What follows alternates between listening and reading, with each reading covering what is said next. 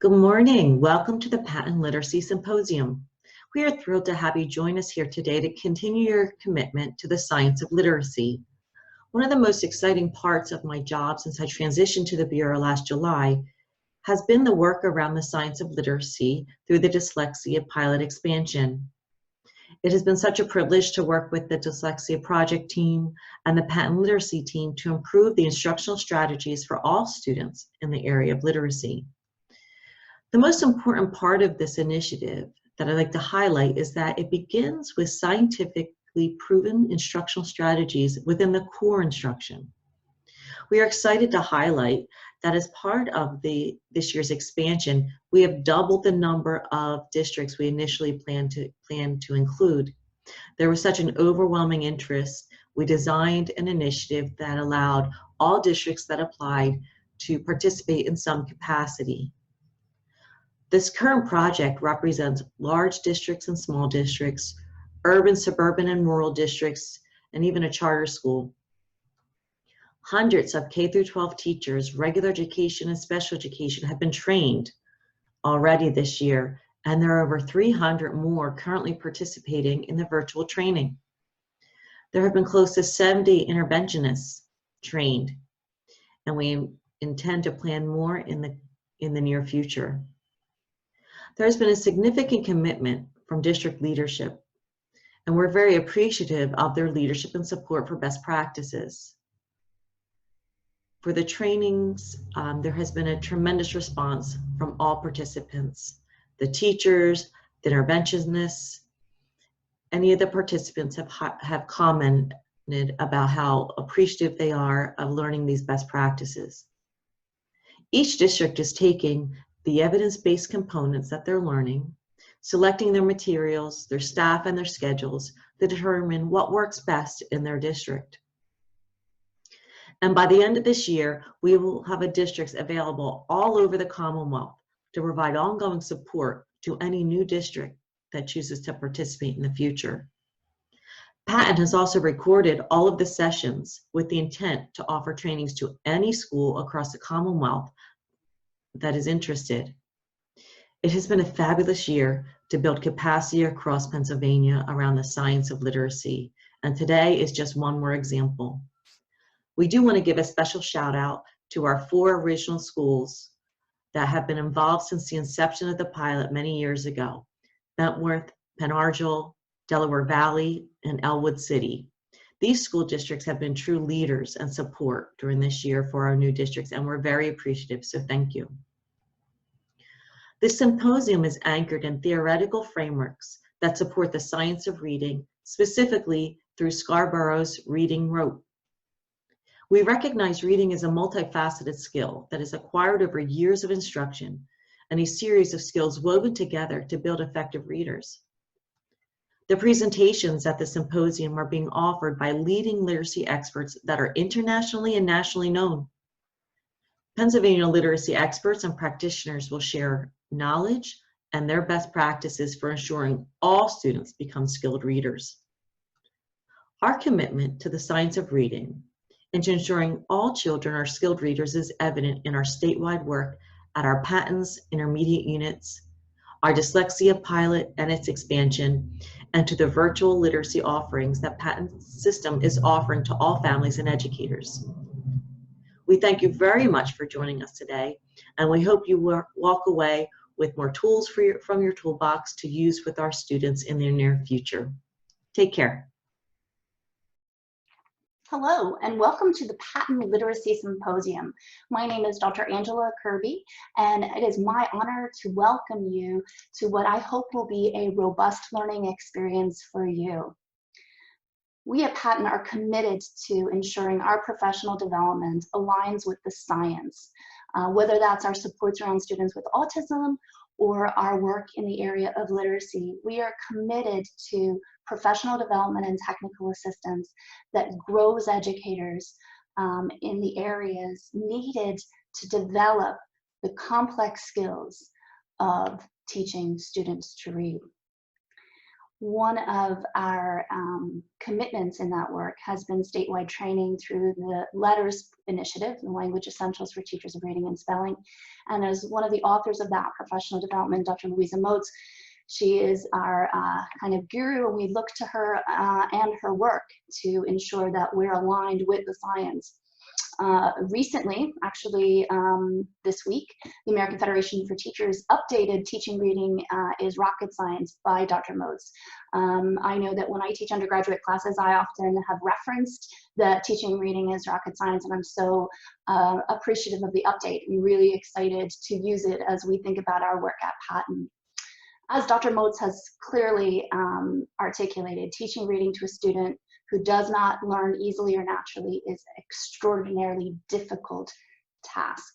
And it requires that teachers have deep, comprehensive knowledge, not only of the content, but also of the cognitive and language factors that shape student learning.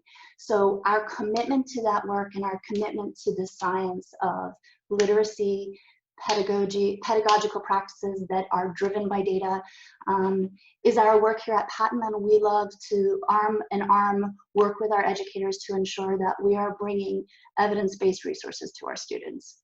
So thank you for being here. Thank you for taking time out of your summer to grow professionally, and we hope that what you learn here will make a difference in your classrooms. Please let us know what we can do better. Our job here is to continue to grow and evolve as a system, and we really appreciate your insights. So thanks again for joining us.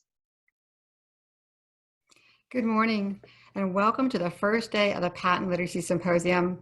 My name is Dr. Pam Kastner, and I have the honor of serving as Patton State Lead for Literacy. We are absolutely thrilled to have you here with us today, and we hope you join for the rest of the week. At Patton, we are fully committed to the science of reading. Every child has the right to literacy, and we work towards this goal every single day.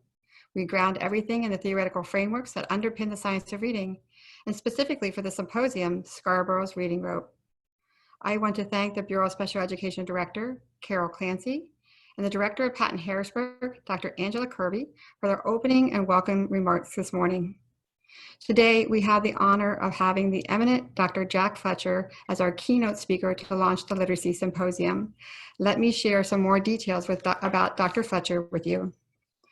Dr. Jack Fletcher is a Hugh Roy and Lily Kranz Cullen Distinguished University Professor of Psychology at the University of Houston, where he also serves as Associate Vice President for Research. For the past 35 years, Dr. Fletcher, a board-certified child neuropsychologist, has conducted research on children with learning and attention disorders and brain injury. Dr. Fletcher directs a Learning Disability Research Center grant and has been directed program projects involving neurobiological factors and learning in spina bifida and math disabilities, all funded by the National Institute of Child Health and Human Development. He served on the NICHD National Advisory Council, the RAND Reading Study Group, the National Research Council Committee on Scientific Principles and Education Research, and the President's Commission on Excellence and Special Education. Dr. Fletcher was a recipient of the Samuel T. Orton Award from the International Dyslexia Association in 2003, and the co-recipient of the Albert J. Harris Award from the International Reading Association in 2006. He is a past president of the International Neuropsychological Society. Please join me in welcoming Dr. Jack Fletcher as our keynote speaker this morning. Good morning. Am I on? Nod your head, Pam. Okay. It's a pleasure to be here this morning, and I'm very pleased to have the opportunity to talk to you about children with dyslexia. It's a problem that I've been concerned about for many years, and where we have a great deal of scientific knowledge that I'm hoping to share with you in just an hour. But I have to preface my comments by saying that this looks like a really interesting conference, and one where I intend to attend some of the sessions as well. Louisa Moats is an is a colleague with whom I've worked for many years. We worked together in a project in Washington, D.C., where we tried to implement reading interventions across the Washington, D.C. school district. And I think for both of us, it was a riveting experience in terms of how difficult it is to translate what we know from science into research. And so while I'm privileged to talk to you about dyslexia, if you really want to know what to do about dyslexia, you really need to attend to Luisa's talk tomorrow about instruction. In particular, what good, strong general classroom instruction looks like, because that's really the key to dealing with dyslexia. And then if you want to know why you should be doing this, you should listen to Emily Hanford on the next day, because she has the ear of all the parents who are concerned about their children with dyslexia. So I think you have just a great opportunity in this conference to learn a lot about the science of reading and why we need to be concerned about how we teach children. The children that are most affected by the science of reading are children with dyslexia. And I'm going to move to the screen share mode now, which I thought I became fairly effective with in teaching since March. So I won't be able to see any of you, and I feel a little bit like a talking head when I do this. But I'm going to talk to you about scientific research on dyslexia, which is synonymous with scientific research on how kids learn to read, because they're opposite sides of the same coin. I always acknowledge some disclosures and potential conflicts, such as the primary reading inventory.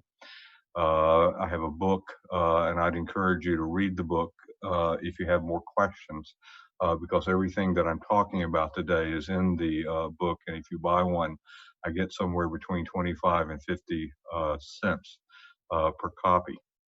The research itself is supported by a grant from the National Institute of Child Health and Human Development, and it supports the Texas Center for Learning Disabilities. And I've given you our website, which has a lot of interesting information, and you can get more details on the material that I'm going to talk about. My presentation is not aligned with anybody's standards. It's basically about a research. I am, however, a phonocentrist and not an immersionist. I believe in explicit instruction. And my best credentials are that I'm the father of 2 grown children, and I'm a professional tester. I see kids with school problems every week in a training clinic where I teach second-year students how to test, and in particular what to do when kids come in and they're having trouble in school, which involves problems like dyslexia, other kinds of learning disabilities, and attention deficit disorder. So what we're going to do today is to try and develop a deeper understanding of scientific research on dyslexia and its parallel reading development. We're going to try and appreciate the characteristics of effective methods for screening and identification of reading problems. We're going to talk about very briefly the principles of effective instruction for children with dyslexia, but you'll get a lot more when you listen to Luisa tomorrow. And then we're going to develop an enhanced understanding of the role of the brain in learning to read, because if you understand a little bit about the basic neuroscience, it doesn't tell you how to teach children how to learn to read, but it certainly tells you why it's important to do that and to follow scientific principles. I have been ambivalent in my career about using the term dyslexia, but some time ago I decided that I was going to use it, and I was going to define it very carefully. To me, dyslexia is equivalent to a word-level reading problem, and I use that term in our book. We don't refer to dyslexia, rather we refer to dyslexia, but we treat it equivalently as what we call a word-level reading disability. It is by far the most common and the best understood form of learning disability. It's the largest single group of students in special education. It's literally almost 40% of all children identified for special education, and 80% of those identified in the learning disability category. We simply don't recognize that what we're dealing with is fundamentally dyslexia, because children with dyslexia have problems in other areas, and we often confuse the way we make children eligible with the basis for their disability. But even though children with dyslexia are often identified for special education, there are even more children who are not identified for special education who have word-level reading disabilities. It's an astounding number of children. And there's a misunderstanding that it's not addressed in IDEA, because IDEA doesn't use the term dyslexia. But there is guidance, and in IDEA, dyslexia is basically equivalent to the domain called basic reading. Dyslexia is often identified through 504, the Rehabilitation Code. And so we're dealing with dyslexia even more than we realize. The biggest mistake that schools make with dyslexia is that they tell parents that they don't know what it is, or that it's not real, or that the worst thing is that let's give the child a little bit of time and see what happens. What schools need to do is to understand what dyslexia is, explain it to parents, and have programs in place that are designed to prevent it. And that's what we'll be talking about today. If you need a definition of dyslexia, the one that I prefer is the definition from the International Dyslexia Association, which I put on the screen, and I'm sure you can read just as well as I do. What's important about this definition is that it's characterized by difficulties with accurate and/or fluent word recognition, and by poor spelling and decoding abilities. What that means is that dyslexia is a problem reading words in isolation, reading and spelling words. It's not a text level disorder. It is literally what people used to call word blindness. You put a word in front of a person and they simply cannot recognize the word as a word. They have not incorporated the percept of a word, the form of the word, into their visual field, and therefore can't do it. And while that sounds like it's a visual problem, it's actually a problem that arises out of the language system. So the second part of the definition says that it results from a deficit in the phonological component of the language, which means that people with dyslexia have difficulty understanding the relation of what words look like and what words sound like. And we'll be talking about that more. That is often unexpected in relation to other cognitive abilities, which means that people with dyslexia don't have pervasive kinds of cognitive problems. They have specific kinds of cognitive problems that include word reading and spelling, phonological processing, but sometimes expand to other domains in language, as well as problems like attention deficit disorder and difficulties that obscure the problem with dyslexia. And then the other reason it's not expected is that these are children who have trouble learning to read, despite the provision of effective classroom instruction. And you will hear me later equate dyslexia, the unexpectedness component that's core to the concept of a learning disability, not with a cognitive discrepancy, but with an inability to respond to effective instruction. And then this definition elaborates and simply describes some of the long-term down-the-road consequences of dyslexia, which are problems in reading comprehension, reduced reading experience that leads to problems with the development of knowledge, vocabulary, and other factors that impede comprehension even further. So, as I said, dyslexia occurs primarily at the level of the single word. It involves the ability to decode and spell printed words in isolation, both accurately and automatically. And the automaticity concept is very important.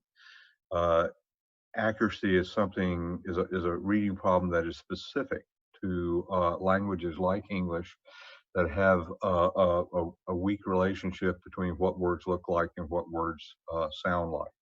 And so in English, when we deal with dyslexia, we have kids who are simply inaccurate. They can't sound out words. They don't understand letter sound relationships when they're young. They can't deal with larger chunks of words when they're older, and they simply can't sound them out in a way that allows them to read accurately. If we had a language that had a more regular relationship, like Finnish or German or something of that sort, the problem would really be with automaticity. They can't say it fast, they can't do it fluently, and they can't spell. So in the United States, when we try and identify children with dyslexia, we give them measures of the ability to read and spell words in isolation, and we ask them to sound out nonsense words to see if they understand phonics. If we were doing this in Germany, we would be using a timed word reading list, and we would be having children spell. But if we did a brain imaging study, the underlying neurobiology would be the same. So this problem leads to difficulties reading text, and it certainly leads to comprehension problems, because if you don't know the words on the page, and I don't mean know the meaning of them, I mean know them as percepts, you won't be able to understand what you read. But it's not really a text level disability. And that's one of the most important things to understand, is that if somebody comes in and they say they have a problem only when they try and read text, that's not really dyslexia, because it's a word level problem. So the next part is the phonological processing part. That single word decoding problems in reading and spelling are strongly related to problems breaking apart words and syllables into phonemes. Phonemes are the smallest part of a word that make a difference in the meaning of the word. What people with dyslexia have difficulty learning to do is to develop an understanding that words have structures, internal structures that are based on sound. Alphabets are not arbitrary. They represent the sound structure of language. In order to learn to read, you have to understand that words have implicit structures that represent the sounds of language. And to do that, you develop an overarching understanding of the implicit structure of speech, which we're not born with. And this is called phonological awareness. And phonological awareness is basically an oral language skill that allows children to understand speech as a segmented signal. When we process speech, and we do it through our ears, our brain does not hear a word as a segmented signal. If we say the word cat, for example, it simply hears cat as an explosion of sound. But what our brain does is it breaks cat down into its three distinctive phonemes and processes it that way. In order to learn to read, you have to access the areas of the brain that are involved in oral language and oral language processing, and that process speech as a segmented signal. You simply need to learn to do it through your eyes. And it's not your eyes that cause the problem. It's the understanding of words as having a sound structure or phonological awareness. So this leads to the alphabetic principle, and the alphabetic principle is not the same as phonological awareness. The alphabetic principle is the idea that speech represents print represents speech through the alphabet or through some other visual symbol, such as a logogram in Chinese. This is very important because it's not an arbitrary relationship. And even though we complain a lot about the irregularities of language and the rough correspondence between the phonology of our language and the written representation or the orthography, it's regular enough for the brain to organize a reading system that allows it to process print. But regardless of the surface appearance, the orthography, words represent internal units that are based on sound. And in learning to read, the child makes explicit what is an implicit understanding that words have internal structures that are linked to sounds, phonological awareness. And the metaphor that you can use for this is that reading is parasitic on language. In order to learn to read, we have to access the language systems of the brain that are involved in processing speech as a segmented signal. Some people think that this is a natural process and that it's just as natural as learning to talk. That's not the case. Reading is an acquired skill. It's not something that we're born with. We don't have areas of the brain that are evolutionarily programmed to become the reading areas of the brain. What we do through experience and through instruction is we provide the brain with the experience that it needs to reorganize into a system that allows us to mediate print and turn it into a language and visual processing system. It's language at the speed of sight. It's not arbitrary. It does require instruction for many kids. What confuses us is that it is so easy for some kids that we think that it's natural. But in fact, for about half of all kids, it takes instruction and very explicit instruction in the relation of print and speech to understand, in order to develop an understanding of the form of a word. Not the meaning of a word, but the form of a word. So to continue on with important research findings, dyslexia occurs as part of a natural, unbroken continuum of ability. It is a dimensional construct. And like all parts of the definition of a learning disability, the attributes, the attributes that we observe to identify a learning disability, including dyslexia, are dimensional. This means that they occur as part of a normal distribution. And this is important because we don't have two theories of reading. We don't have a theory of learning to read and a separate theory of dyslexia. We only have one theory because what causes good reading also causes poor reading. And so dyslexia is a variation on normal development. One theory explains success and failure in reading, and prevalence depends on the threshold that we set for reading failure. And this is just a little schema here that talks about reading, shows you a normal distribution. This is distribution of many traits in our population. It's how, for example, the primary traits that you use to identify attention deficit disorder are distributed. They are normal distributions. They are temperamental characteristics that are often interpreted as personality traits. And they're simply the extremes of that distribution. Dyslexia is the extreme of a distribution of reading disability. It's the lower extreme, but it leads to significant adaptive impairment. There are many kinds of problems that people experience that are dimensional, like high blood pressure or hypertension or obesity.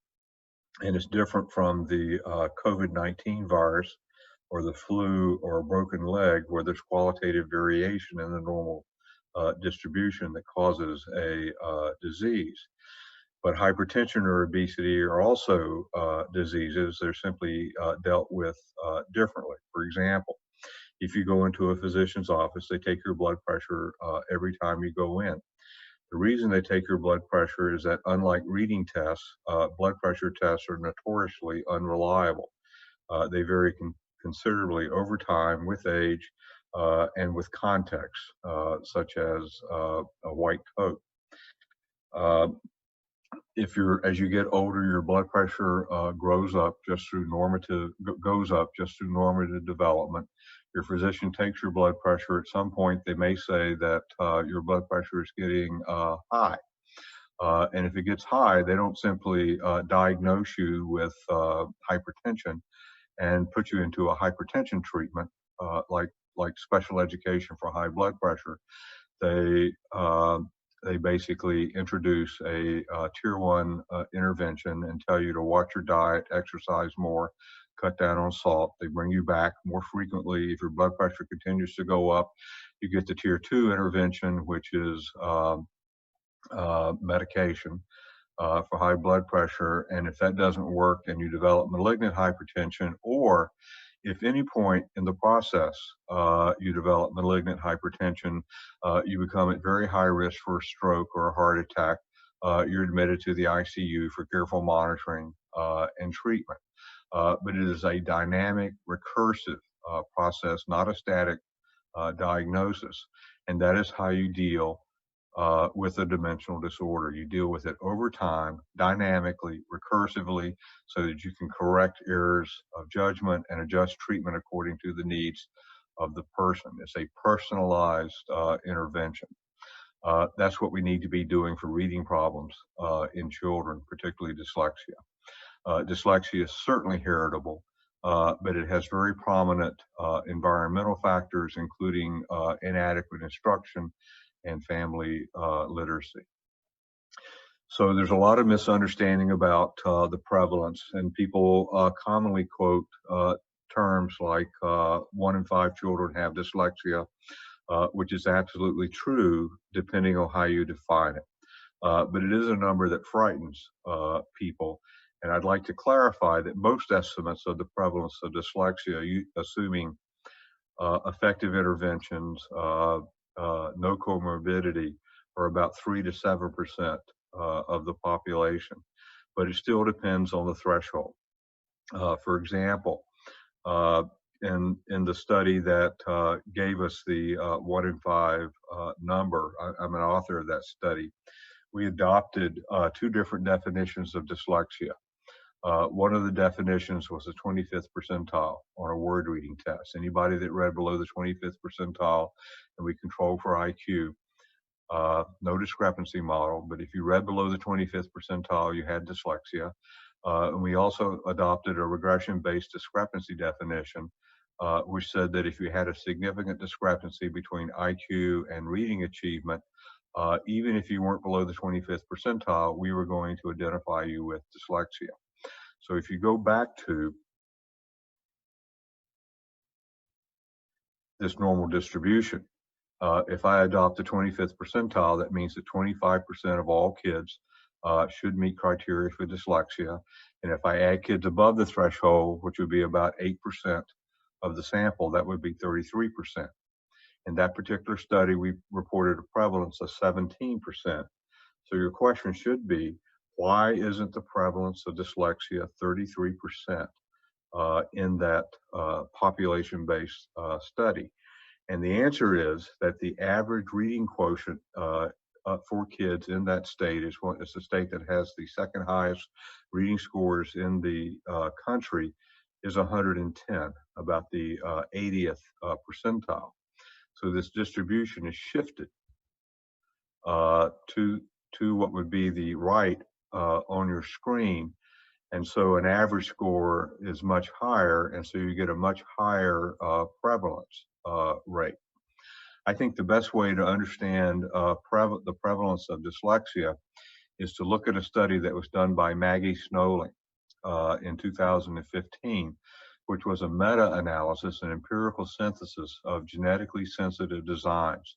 And what she did is she accumulated studies that looked at kids in families where there was family risk of dyslexia. There was a sibling or a parent who had dyslexia, and she compared that with samples where there was no family history. Dyslexia is highly heritable. It runs in the family. If you take a child and you define risk as a threshold of the 10th percentile, which should give you a prevalence rate of about 10%, but family history is positive. In those studies, the prevalence of dyslexia is 34%, attesting to the heritability of the attributes of dyslexia. If you simply took any threshold, which in that study was around the 16th percentile, you get a prevalence of about 50. Well, anybody over the 10th percentile, the prevalence was 53%, and it was about 45% overall. If you're a kid and you don't have a family history of dyslexia, and you set the threshold at the 10th percentile, the prevalence is 11%. So the correct answer to the question of what's the prevalence of dyslexia is how many would you like? And the definition really ought to be tied to some definition of adaptive impairment. I believe that kids that have word reading skills that are below the 20th percentile in school will struggle. And so it makes sense to say that 1 in 5 kids have word reading problems. I don't know if all of them would meet criteria for dyslexia, but it's a normally distributed attribute. How do you identify dyslexia? Well, very briefly, I'm going to talk about this more in my second talk. It is best identified through assessments of reading and spelling skills and instructional response. In kindergarten and grade 1, you need to measure cognitive skills like phonological awareness, letter sound knowledge, things of that sort. But after that, you pretty much need to restrict your assessment to assessments of reading and spelling skills and assessments of instructional response, as well as what we'll come to learn understanding are co-occurring disorders like attention deficit disorder that influence a child's response to intervention. I do not use IQ tests in my assessments of dyslexia because dyslexia is uncoupled from IQ. I don't rely on methods for identification of any form of learning disability that are based on IQ discrepancy or patterns of cognitive strengths and weaknesses because they lack validity, and I'll talk more about that. I'm not saying that you're wrong if you use methods like this, but you need to understand the strengths and weaknesses of these methods, and I'm pleased to report that most studies of what schools do in practice show that they're not always tied to formula-based methods for identifying dyslexia. But documentation or processing deficits are not required. And for kids that are in second grade who've had a period of formal instruction and have moved away from the floor, the bottom, the lower items on tests of reading and spelling, I don't even administer tests of phonological awareness because they don't give me any value-added information. Once you document the reading and spelling problem of the child, the question becomes, what are you going to do about it? Not documentation of cognitive deficits. And on average, any child that has problems with word reading and spelling will have a problem with phonological awareness. And if they don't, it is largely a problem of measurement error and some exotic problems that we don't fully understand yet that doesn't have any influence on what we would do for intervention.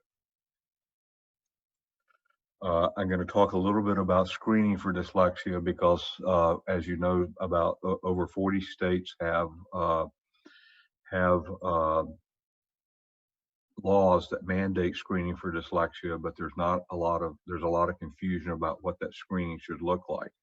We have worked on dyslexia screening in Texas since 1997, and we've come to understand screening for dyslexia as just that, a screen, something that's fast. It doesn't tell you that the person has or doesn't have dyslexia. It simply tells you that the child is at risk and needs to be monitored. So screening is rapid triage that does not burden the teacher. The goal is to determine who needs more assessment. So a screen should take less than 5 minutes to do, or it turns into a burden and the school system will break down because they can't deal with all the testing. The way to do this is to really anchor your screening towards certain types of decision errors. When you do screening, you're going to make 2 types of errors. You're going to identify kids who are at risk, who are not really at risk, who in kindergarten and grade 1 simply need instruction in order to accelerate their reading skills. And if they get that instruction, they won't show risk characteristics later in their development. But the error that's really critical is a false negative error, missing a child who's at risk because they won't be monitored and they won't receive the instruction that they need, and they will basically develop dyslexia because they don't get instruction when it's most effective. You want to gear your screening so that you minimize false negative errors, even if it elevates the cost of a false positive error. And the cost of a false positive error should be nothing more than monitoring. You should monitor the progress of the child or you should give the child an inventory to understand the concepts that they know or don't know, but it ought to be guided by efforts to instruct the child, not to diagnose dyslexia. And you should not diagnose dyslexia without a period of instruction, because without some effort to actually teach the child with appropriate explicit instruction that Louisa will explain to you tomorrow, that begins in general education, you cannot reliably identify dyslexia and separate it from the effects of inadequate instruction. The content of screens change depending on the developmental period of the child. In kindergarten, it is timed and untimed letter names and sounds and phonological awareness. There are lots of different ways of assessing that. At the beginning of grade 1, it is timed and untimed word reading and phonological awareness. You need to do both. At the end of grade 1 and the beginning of grade 2 and thereafter, it is basically timed and untimed word reading. Once you have had a period of formal reading instruction, if you can't read words and all you want to do is screen, you simply ask the child to read words as fast as they can, or even in English, an untimed word list, and that's your screen. If you test positive, you need progress monitoring or an inventory. If you don't make adequate progress, you need increasingly intense interventions. And what we need to do is embrace the concept of risk. Think about risk and reserve eligibility for comprehensive evaluations. Dyslexia should not be diagnosed independently of efforts to teach it. Progress monitoring involves, in kindergarten, time knowledge of letter sounds. In grades 1 through 3, time word reading, either lists or passages. People will draw knives over whether you should monitor using a word list or a passage, but it doesn't really make much difference. And by the time you get into the upper elementary levels, it's timed passages, like a maze task, something more complex. You should not do multiple probes. There's a lot of evidence from Amanda Vanderheyden that if you do multiple probes to screen, or you monitor too frequently, or give too many monitoring tests all at once, that you actually reduce decision accuracy and reduce the effectiveness of the progress monitoring. Assessment should be very brief, and you should reserve your resources for intervention. We know that children don't outgrow dyslexia, that over 70% of children identified as dyslexia in grade 3 remain dyslexic as adults, even though over half of them were identified for special education. They were just identified too late for intervention to be really effective. And dyslexia is a persistent, lifelong, chronic disorder. We also know that IQ is weakly related to intervention outcomes, and that's nicely demonstrated in this slide from Sally Shaywitz, who gave reading tests to Woodcock-Johnson to kids every year from kindergarten all the way through the end of high school. In 3rd grade, we took kids who were either discrepant or simply low achieving in reading. The difference in IQ was a full standard deviation, 16 points. Down here at the bottom, you see kids who are IQ discrepant and simply low achieving in reading with no discrepancy in IQ. They were not intellectually disabled. And you see not a whit of difference in the long-term growth of reading here.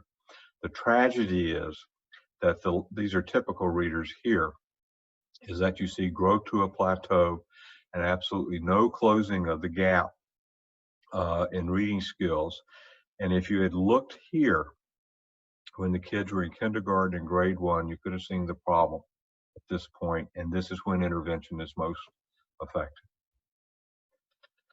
People with dyslexia certainly have problems outside phonology. This is what really confuses us. And word recognition is not the only type of reading disability.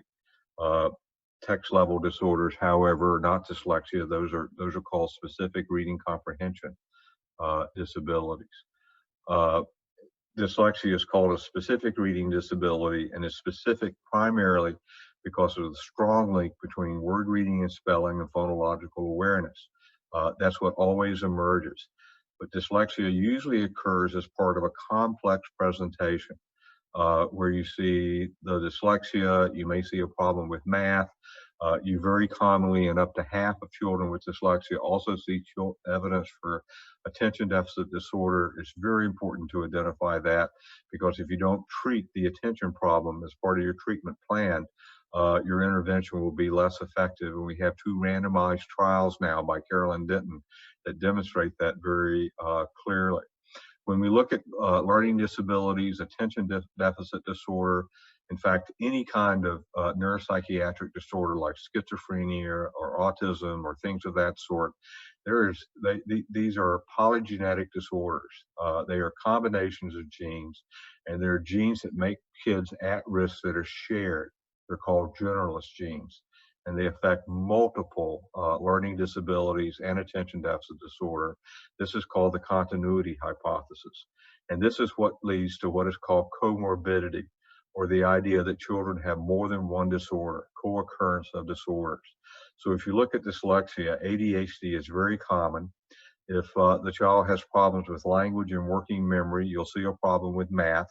Up to 25% of children with ADHD have significant level, with dyslexia have significant levels of anxiety. It predicts inadequate response to instruction. Written expression and reading comprehension are almost always impaired. So it occurs as a complex presentation. It's not simple. And the phonological processing and the decoding presentation, however, always shine through the glare of complexity. Dyslexia can often be prevented. I make some people mad when I talk about that because it's brain-based. But what I have to emphasize is that the neural systems are malleable. It may be heritable, but environmental factors are very apparent, and heritability does not imply destiny, particularly since we know that that reading is an acquired skill, that the neural systems are malleable, and that the brain has to reorganize in order for people to learn to read. If our approach to dyslexia is to wait for children to fail and then identify them and put them into a remedial program, what we need to understand about remediation is that it requires much more intensity than we expect to deliver in school. So the skills that prevent dyslexia have to be taught early in school, and remediation after grade 2 is demonstrably less effective in the sense that we have any kind of expectation that the child will make significant progress in just a year with a modicum of instruction. We have studies from people like the late Carol Connor, who recently passed away, and Maureen Lovett, that shows that if you provide intervention in grades 1 and 2, many kids will catch up within a year. This is highly intense, differentiated instruction. But if you wait until grade 3, only half as many kids make progress. It's a diminishing return, and I'll demonstrate that for you. These are really old slides, and I pulled them out from around 2000 or so, when dyslexia became popular again because of people like Emily Hanford and Decoding Dyslexia and Louisa Moats. But this shows growth in reading skills by children who are placed in special education. And I'm not picking on special education because this is actually a positive slide, as you'll see later. It shows growth in reading skills in kids who are placed in special education in grade 3. And this study found that these kids made growth in reading of 0.04 standard deviations per year. Now you're probably wondering what 0.04 standard deviations actually means. Well, it's just an index of growth, and I've plotted what it means here. It means that if you went into special education in grade 3 and you stayed there all the way through grade 6, and you made progress of 0.04 standard deviations per year, if your reading quotient was at the second percentile of 70 when you started special education, by 6th grade, you would be at a 71.2. the third percentile. There is no closing of the gap relative to typical achievers here who are at the average range here. And if the goal of special education is to accelerate growth, it generally isn't able to do that, and I'll show you why. What special education does do is it stabilizes children, and that's very important. It basically alters the growth rate so that it's like that of these children, but it doesn't really accelerate it. Now, it doesn't have to be that way. This is from my favorite study of remediation, which is done by Joe Torgerson in 2002. And what he did is he took children who were behind in reading. They were all in special education with decoding skills below the 5th percentile. And he put them in a summer camp where they got 8 weeks of instruction for 2 hours a day, about 70 hours of very intense instruction using 2 different reading interventions. One was the Linda Mood Bell program, which is a very heavy decoding program that teaches kids that words teaches them the facial movements that you need to make phonological sounds like lippers and poppers and things of that sort. And he contrasted that with a program that his group developed, which is called embedded phonics. And I'll show you what that looks like in a minute.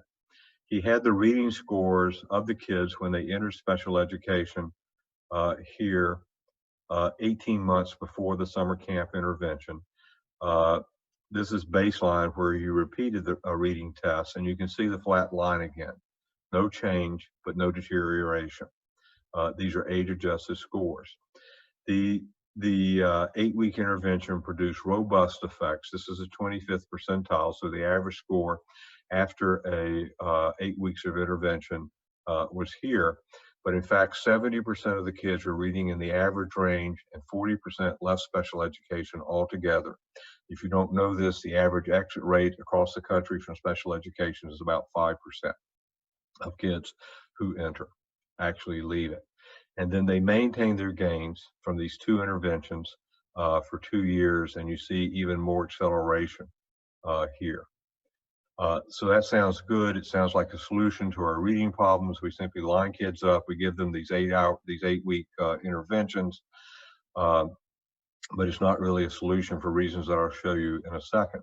These are differences in the time by activity analyses for the 2 interventions, where you can see that the Linda Mood Bell program spends about 85% of its time in phonological awareness and phonemic decoding, with a little bit devoted to sight word instruction and reading and writing connected text.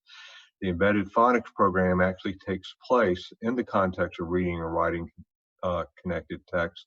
It spends 20% of the lesson in phonological awareness and phonemic decoding, and about 30% in practice reading sight words. The difference between this program and programs that predominate reading instruction in our country that are called balanced reading or things of that sort is that this instruction is very explicit. It is planful, intentional, has a scope and sequence, and so on. But it's simply done as part of the reading plan, and there's a lot of work in reading connected text. But the primary effect of the reading intervention was on accuracy of decoding. Kids learn to decode in this intervention. So this is the pre-test, this is the post-test, and this is accuracy over two years on a text reading measure. Don't let anybody ever tell you that learning to read words doesn't help your comprehension skills, because we see comparable growth in comprehension. The problem is that kids are not automatic. If they were on average in the 5th grade at the end of the intervention, and you gave them 5th grade level of text to read, they cannot read it automatically because they don't know the sight words. They would start to read a sentence, and every 5 words or so, they'd have to stop and sound out a word. It's good that they have that strategy, that they've moved beyond guessing and things of that sort. But it's an ineffective approach to reading because it draws away from resources for comprehension, and it's very slow and laborious. You would not like to read this way because it's not very pleasant and you don't enjoy it. What Torgerson learned is that if he gave children instructional level text to read, the fluency deficit went away. So if you had them read second or third grade level material where they knew all the sight words, there was no fluency difference. The problem was that they simply did not know enough sight words in order to read effectively. So remediation is not a solution. It's something that we should do for kids because kids do show growth, but it's very hard to accelerate their growth. And we can usually teach any kid, teach most kids to decode with sufficient intensity. But remember, I said that Torgerson taught kids for 2 hours a day at 8 weeks. For 8 weeks, he didn't give kids 30 minutes of resource for the rest of their life. And the question is, how do you close the gap when the student is already 3 to 5 years behind? It is exposure and experience, not the age of the child. In order to learn to read automatically, you need to take your eyeballs and lay it on print over and over and over again. And if you don't have access to print because you have dyslexia, you're not going to get that experience, and you're not going to program the brain systems that you need to be a proficient reader. We know that early intervention is effective. That prevention studies show that 70 to 90% of kids who are at risk, the bottom 20% of kids in kindergarten to grade 2, can learn to read in the average range, and that it prevents automaticity problems. These are differences in prevention and remediation studies, where this is Torgerson's original study, where we have this huge discrepancy between accuracy and automaticity. He did a second study where he got better at both, but the discrepancy is still there. These are the results for 2 early intervention studies where there's no discrepancy between automaticity and accuracy because kids were able to access print early. To really make this effective, you have to treat dyslexia in the context of multiple tiered systems of support. You have to focus on instruction. You have to amplify the role of general education instruction because the prevention of dyslexia starts in the general education classroom. Isolating students with dyslexia as a disorder that has to be remediated is a recipe for persistence. It is effective, but it's not as effective as we need it to be. And restricting eligible interventions to those that are defined as multi-sensory, saying that only certain types of explicit phonics-based interventions are effective for children with dyslexia is not empirically supported. Unless multi-sensory means something like multimodality, which means seeing a word, saying a word, writing a word, etc., which is a part of many effective reading interventions. Strong, effective interventions starts with a strong core reading program that teaches decoding, fluency practices, and comprehensions, a multi-component reading program as outlined by the National Reading Panel in the core classroom. If you're missing a component, if you don't teach explicit phonics, many children will not develop decoding skills, and they may as well have dyslexia. But by the same token, if you don't practice, kids will not develop automaticity. If you don't teach comprehension, kids will be word callers. We need comprehensive reading programs that integrate these different components of reading. And so what you do about kids with dyslexia is you teach decoding explicitly. And that's the most important word in this presentation, explicit, meaning that the teacher plans and intends to teach intentionally.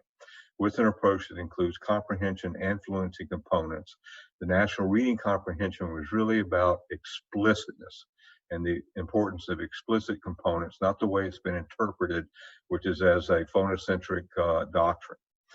And then you have to differentiate based on student needs because one size does not fit all, and kids need personalized instruction, which can often be done in small groups. So it's a comprehensive, integrated approach that requires core instruction. There is no specificity of appropriate interventions. Research supports explicit, comprehensive, and differentiated approaches at classroom and at supplemental levels. It does not support multisensory in the traditional sense. Adjectives like balanced, Systematic is not necessary. I mean, it's good to be systematic. It makes it easy for teachers, but required that programs are systematic is not supported by the literature. Interventions don't need to be manualized. It helps teachers to manualize interventions, but the literature does not support the idea that they have to be manualized. It certainly doesn't support multiple cueing systems. There's only one way to teach kids to decode, and that's to sound out words. Guessing is a maladaptive strategy that many remedial teachers have to correct. It does not support discovery or constructionist or rule or approaches that are heavily rule-based and don't expose kids to print for a year. This is rocket science, but in a sense it's not, because you can summarize it as explicit, comprehensive, and differentiated. Those are just difficult words to unpack. So you teach phonics explicitly as part of a comprehensive program that addresses multiple competencies: decoding, fluency, and comprehension. You teach spelling in larger graphemic morphological units to extend the size of the grain that the child can process, which the brain really needs. You prevent word recognition problems because remediation is difficult and requires considerable intensity, especially for automaticity. And older children and adults can be taught to word recognition skills, but the approach has to be a lot more intensive than what we often do. So I know I'm running a little bit short of time, so I'm going to share with you very briefly an intervention study and then talk about the brain. This is my favorite early intervention study. It was done by Patricia Mathis and Carolyn Denton, and it had a brain imaging component where we imaged kids before and after the intervention. This was a tier 1, tier 2 intervention where we worked with the district to enhance core classroom instruction. The district did the enhanced classroom instruction by adopting a new basal reading program that was comprehensive. It was open court reading. I have no financial stake, and none of us ever had a stake in open court reading. We simply adopted, the school district actually adopted it. But we did whole grade screening and progress monitoring in the first grade in 6 schools and identified the bottom 20% using a dyslexia screener. But of course, what we identified were not kids that were just at risk for dyslexia. We identified kids who are at risk for any kind of reading problem. The district provided extensive professional development and new materials, and then some kids received an additional 40 minutes of small group instruction for 30 weeks, about 80 weeks total. So these kids got a double dose. They got 90 minutes of quality classroom instruction and language arts reading instruction and language arts instruction, as well as 40 minutes per day in groups of 3 to 4 kids with a teacher. Each teacher did 6 groups, so there were about 18 kids for each teacher. We had 2 interventions. One was systematic, manualized, a direct instruction approach called proactive intervention that involved explicit instruction and synthetic phonics or blending with an emphasis on fluency. It integrated decoding, fluency, and comprehension strategies. We actually hired teachers to write authentic stories that taught specific phonics principles, but also had a comprehension lesson that was embedded in it. Had 100% decodable text with isolated practice, and was highly prescriptive. There was a carefully constructed scope and sequence designed to prevent possible confusions, taught to mastery each lesson. We compared that to an intervention that we called responsive. And this was really an attempt to take a balanced literacy program and make it explicit. It provided explicit instruction in synthetic phonics, blending, as well as analogy phonics, which are word families. It taught decoding using the alphabetic principle, fluency, and comprehension strategies, but in the context of reading and writing.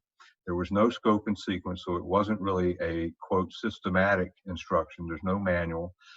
Teachers responded to student needs as they observed. There was certainly a handbook that described different activities, talked about when to do these different activities, but it wasn't prescribed, and teachers were expected to respond to student needs as they were observed, and there was no use of phonetically decodable text that used leveled text. So a lesson plan would include fluency work, which would be repeated reading and assessment for 8 to 10 minutes. Then there would be 10 minutes of explicit word work, 10 to 12 minutes that used only one strategy, sounding out. And then for the rest of the reading lesson, there would be supported reading and supported writing. We thought that kids that had dyslexia and had a severe phonological processing problem would respond better to the proactive intervention, and the kids that had language or more metacognitive kinds of problems would respond better to the responsive intervention. In fact, all of these kids had phonological awareness problems. Well, what's common to both interventions is instruction in key areas of reading, phonemic awareness, phonics, fluency, and comprehension, explicit instruction. We did not expect students to infer or guess new knowledge. It was shared directly. Instruction that involved a thoughtful plan and purpose for selection of instructional objectives, intensive intervention, active engagement, and feedback and multiple opportunities to practice. We felt that there would be differences in the effects of the Tier 2 intervention. So here we have kids who only received the Tier 1 intervention here, did not get the Tier 2 intervention. And what's important here is to notice the effects of Tier 1 intervention in and of itself, just how effective that was.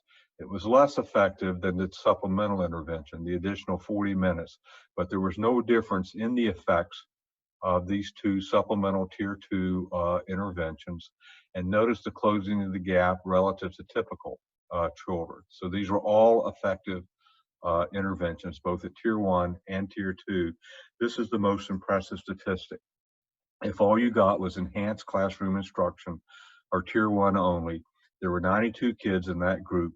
15 of the 92 kids did not meet a benchmark, which was the basic reading skills at the 30th percentile at the end of the intervention, which is 16% of that group. But that is 16% of the bottom 20% of the population. So that's 3.2% of the school population.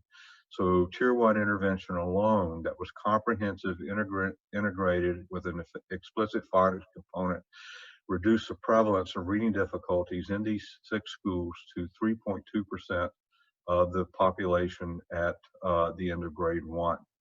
And then if you added tutoring, there were 7 kids that did not meet the benchmark out of 163 kids. That's less than 1% of the school population. What do you do about these kids? Well, we took the kids, there were basically 27 of them that did not meet benchmarks. We got to 27 by adding kids that didn't meet fluency benchmarks. And we gave them a Tier 3 intervention, which is basically the Torgerson intervention using a program, a phonics program called phonographics for 8 weeks in groups of 2 with the same teachers that delivered the intervention the year before. We never do one-on-one instruction in schools. It's not that we don't think you can, but we just, we're trying to demonstrate that you didn't have to do that. And then we gave kids an 8-week intervention of for fluency called Read Naturally. And we did the phonics intervention for 2 hours a week and the fluency intervention for 1 hour a week, getting kids for 2 hours a week for this phonics-based intervention was very difficult, which is why we only did 1 hour a week fluency-based practice. We had to literally go in and rewrite IEPs and things of that sort. The average gain that kids made in the Tier 3 intervention was 2/3 of a standard deviation, which if you remember, I talked earlier about 0.04, that's here. This is 2/3 of a standard deviation. But what's interesting here, this shows you individual growth in this intervention. What's interesting here is that children, about half the children met this this average rate of growth of 2/3 of a standard deviation. And if you look over here to the right, you see that some kids took off like gangbusters with this intervention. So the intervention worked with these kids, and the Tier 3 intervention reduced the number of kids below the benchmark by about half. But it was completely ineffective for some kids who were really hard to teach. What would you do with kids who are like this? Well, since we can't have a dialogue, I'll tell you that what these kids need is a different intervention. What I would do is move these kids to something like a direct instruction approach or a Orton-Gillingham approach or something of that sort. What would you do with these kids right here who are making progress, but it's not really adequate? Well, instead of just doing 8 weeks, they probably need 16 weeks. These are the kinds of decisions that we need to be making about kids in general education and in special education. It's what makes reading instruction personalized. Carolyn scaled up this intervention to 31 schools across 16 rural, urban, and suburban school districts, 28,000 square miles, 40 teachers, 422 at-risk first grade teachers, the same kinds of interventions, but about 43% of the comparison students who only got the Tier 1 intervention received an alternative school-provided Tier 2 intervention.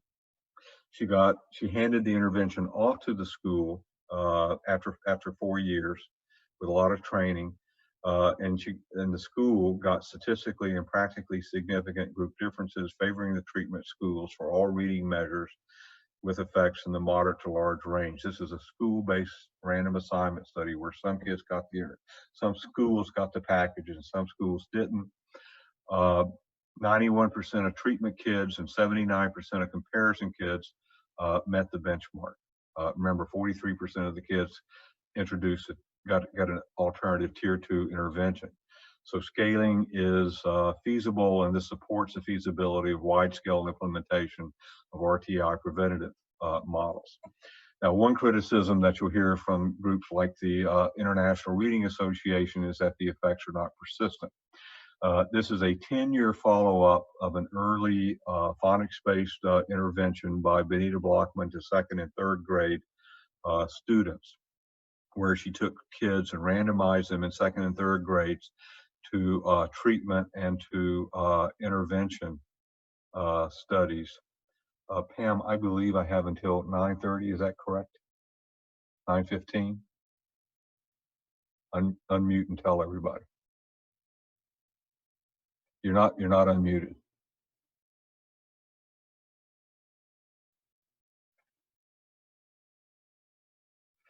Just nod your head if it's 9:15.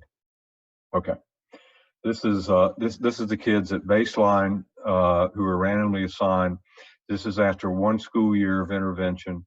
This is a year later, and this is after 10 years later. So you can see that the effects of the early intervention persisted, and Benita Blockman's big complaint is that she didn't give the kids more intervention to get more effects because they didn't continue to progress after the intervention study. If you look at adolescents and you do a 3-tier model in adolescents, the results are not nearly as strong. You can see when we did this study that at 1 year we had absolutely no effects of a 1-year intervention, 50 minutes a day in a school year, groups of 5 to 15, a comprehensive Tier 2 intervention with a Tier 1 intervention appropriate for middle school.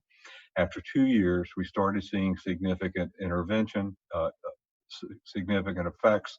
And then at 3 years, we got really robust effects.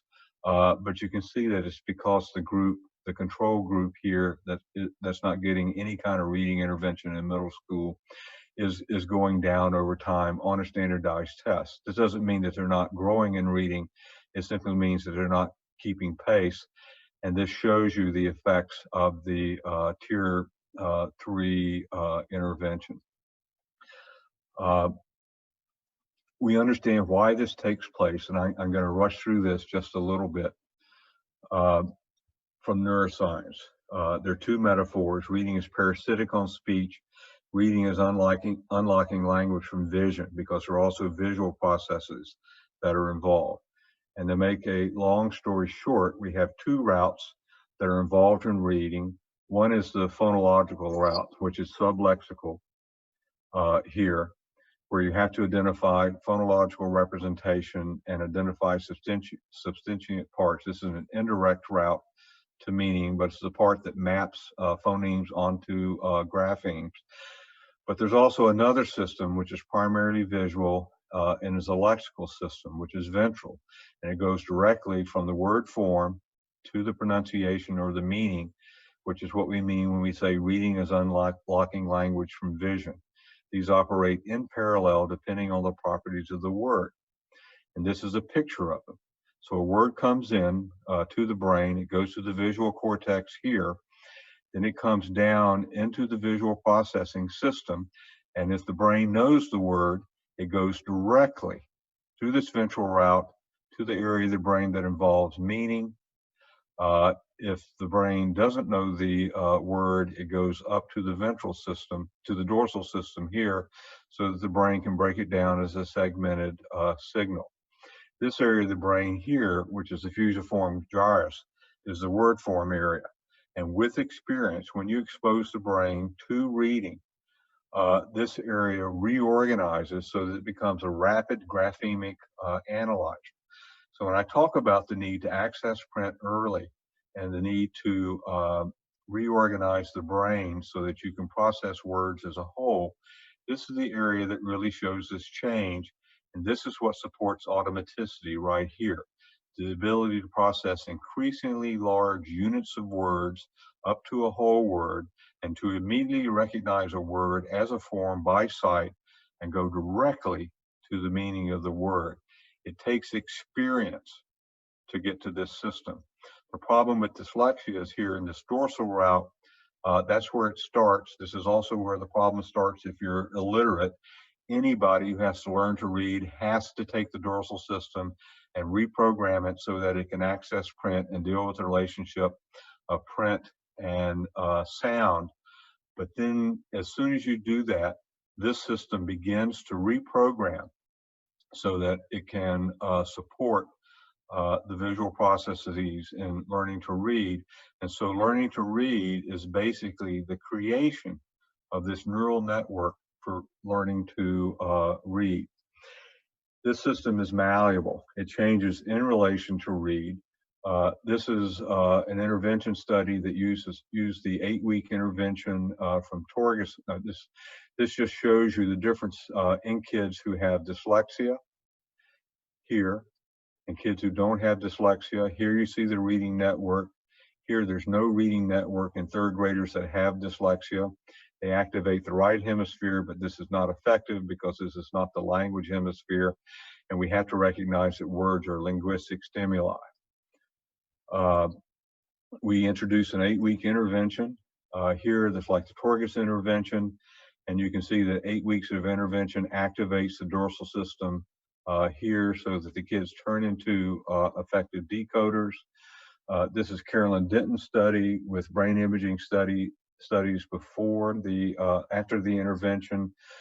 You could literally separate kids according to whether they were not at risk, whether they responded to the intervention here. You can see the emergence of the neural network in the left hemisphere, or whether they didn't respond, where there's no intervention here. And this is the adolescent literacy study that I talked to you about earlier, where these are baseline scans, and you can see major differences in the preparedness of kids to learn to read, where this is a kid that was not at risk. This is a kid that was at risk that learned to read, where there's a lot of activation here in the temporal lobe necessary to learn to read, just not enough. And here's a non-responder, where there's absolutely no preparation whatsoever.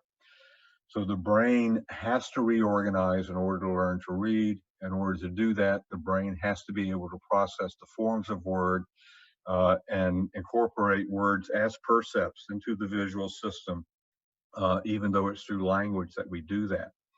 So I'll leave you with some thoughts. Who is dyslexic? It's a student who does not respond to quality instruction. They are hard to teach, not unable to learn. It's low achievement and inadequate instructional response. It's often preventable with early instruction. Dyslexia is heritable, but the neural systems are malleable in development. The brains of all kids change in order to learn to read and in relation to instructional response. Reading sculpts the brain, but it has to be taught. And I'll leave you with this quote from Alvin Lieberman. He said that we're all born with dyslexia, meaning that reading is not a natural process. It has to be taught, and there are lots of different ways to teach it. The difference among us is that some are easy to cure and others are not.